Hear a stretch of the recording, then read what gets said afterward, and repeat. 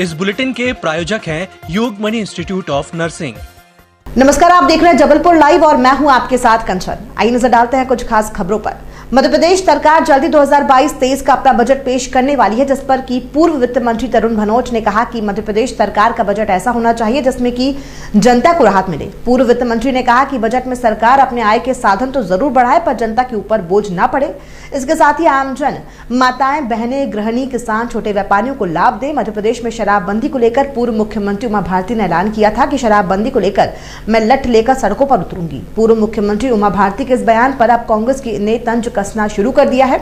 मध्य प्रदेश के पूर्व वित्त और स्वास्थ्य मंत्री तरुण भनोट ने कहा कि उमा भारती कब शराबबंदी को लेकर सड़कों पर उतरेंगी, इसका इंतजार मध्य प्रदेश की जनता और हम भी कर रहे हैं। उमा भारती कब सड़कों पर दिखेंगी?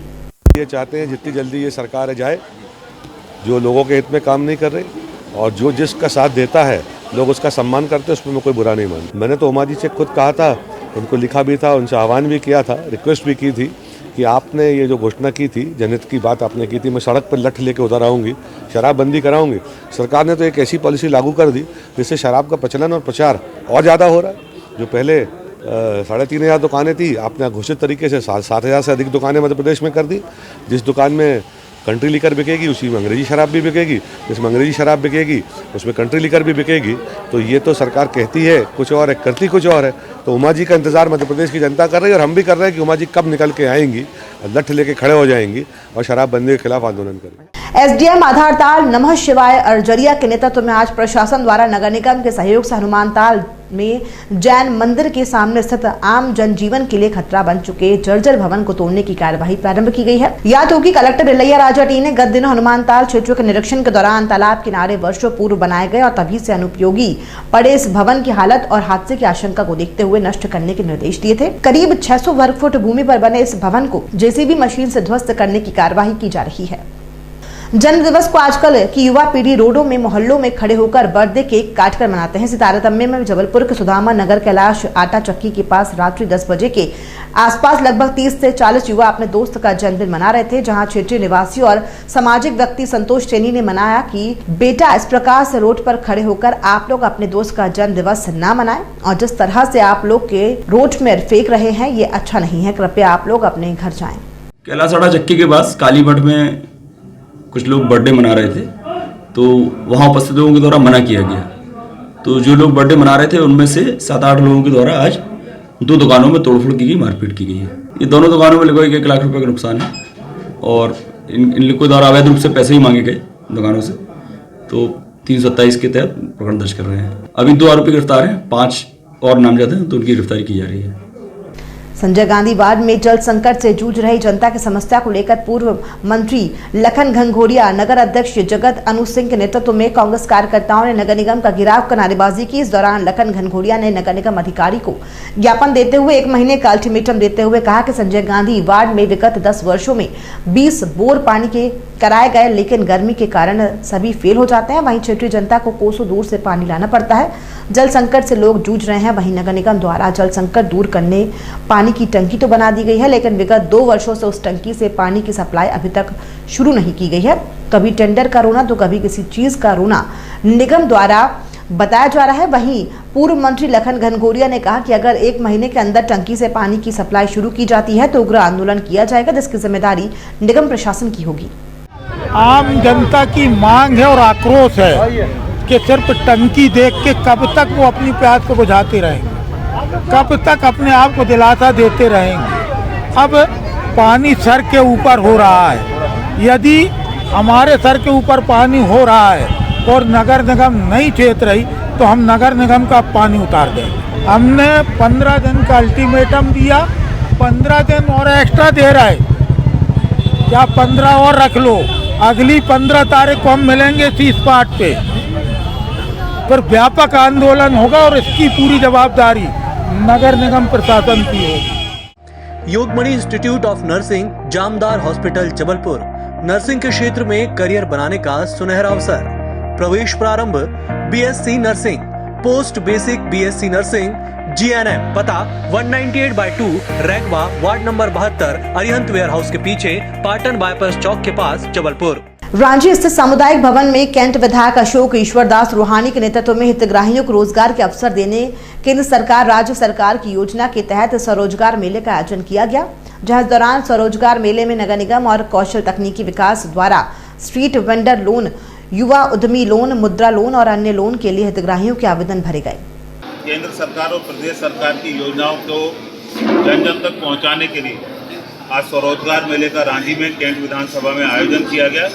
जिला उद्योग केंद्र, तकनीकी शिक्षा कौशल और नगर निगम के संयुक्त प्रयासों से पहल से आज ये यहाँ पर रांची सामुदायिक भवन में एक मेले का आयोजन किया गया और युवाओं को उन शासन की योजनाओं का लाभ कैसे मिले और उस लाभ को दिलाने का काम भारतीय जनता पार्टी के कार्यकर्ता कैसे करें, इस उद्देश्य के साथ आज ये बड़ा मेला लगाएगा और इसका बहुत अच्छा रिस्पांस हमको मिल रहा है। और आने वाले समय में इन स्वरोजगार मेलों को हम जन जन तक पहुंचाने के लिए वार्ड स्तर पर ऐसे स्वरोजगार मेले लगाने का काम करेंगे ताकि लोगों को शासन की योजनाओं का पता चल सके और उन शासन की योजनाओं के माध्यम से वो लाभ ले सकें और अपने रोजगार को आगे बढ़ा सकें। इस उद्देश्य और कार्यक्रम को हमने आगे बढ़ाया है और आज से इसका हमने शुभारंभ किया है। ये निरंतर प्रक्रिया चलती रहे। थाना प्रभारी ग्वारीघाट श्रीमती भूमेश्वरी चौहान ने बताया कि पंकज श्रीवास्तव उम्र 44 वर्ष खाद्य सुरक्षा अधिकारी विक्टोरिया अस्पताल ने लिखित शिकायत की दिनांक 28 सितंबर 2021 को उनके द्वारा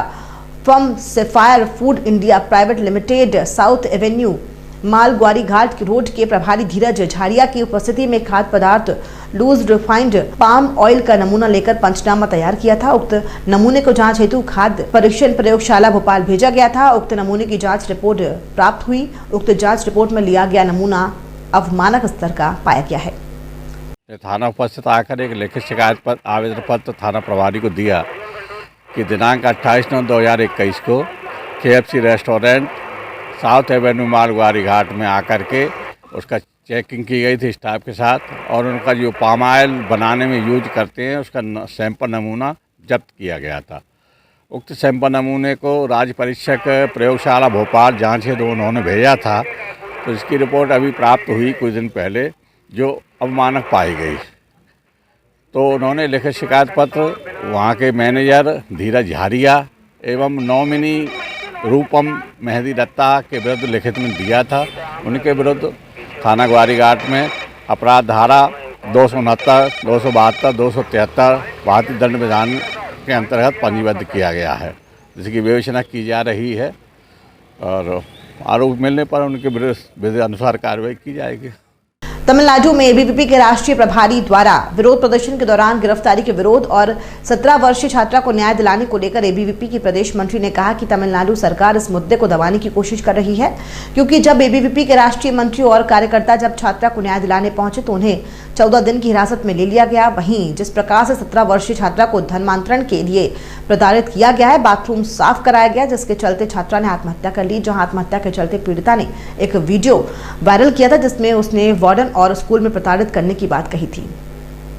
जैसे कि हम सभी जान रहे हैं कि तमिलनाडु में लावण्या 12वीं क्लास की जो छात्रा थी उसके धर्मांतरण के मुद्दे को लेकर के एक देश भर में एक अलग ही माहौल चल रहा है और 12वीं क्लास की छात्रा के साथ जबरदस्ती धर्मांतरण का दबाव डाला गया। और जब तमिलनाडु सरकार को ये पता चलता है कि एबीवीपी कार्यकर्ता वहां पर जा करके आंदोलन करने वाले हैं तो वो डर जाती है स्टालिन और एबीवीपी के कार्यकर्ताओं को, हमारे राष्ट्रीय महामंत्री को, हमारे राष्ट्रीय पदाधिकारियों को बंदी बना लेती है। 14 दिन के लिए नॉन अवेलेबल वारंट पर उन्हें अंदर कर दिया जाता है। तो इन सारे विषयों को लेकर के और धर्मांतरण जैसे घिनौने अपराध को बंद करने हेतु हम सभी अखिल भारतीय विद्यार्थी परिषद के कार्यकर्ता पूरे देश भर में आंदोलन कर रहे हैं। इसी क्रम में जबलपुर में हमारा जो प्रांत केंद्र है, जबलपुर महाकौशल प्रांत के द्वारा भी यहाँ पर आंदोलन प्रारंभ है। कल हमने पुतला दहन भी किया था और हम उस न्याय दिलाने के लिए, लावण्या को न्याय दिलाने के लिए एवं राष्ट्रीय पदाधिकारियों को जल्द से जल्द रिहा कराने के लिए हम चरणबद्ध आंदोलन करने वाले हैं। एबीवीपी महाकौशल में 22 जिले आते हैं जिसमें हम चरणबद्ध आंदोलन करेंगे। इसमें हम पहले चरण में अपने जो जिले केंद्र है, जिले केंद्रों पे हम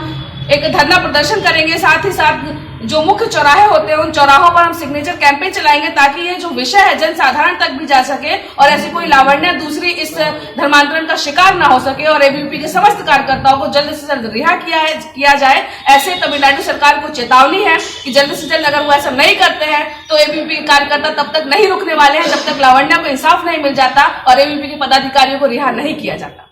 जबलपुर लाइव में फिलहाल इतना ही। दीजिए इजाजत, नमस्कार। ईएमएस टीवी के यूट्यूब चैनल को सब्सक्राइब करें और बेल आइकन दबाएं, साथ ही ईएमएस न्यूज ऐप डाउनलोड करें।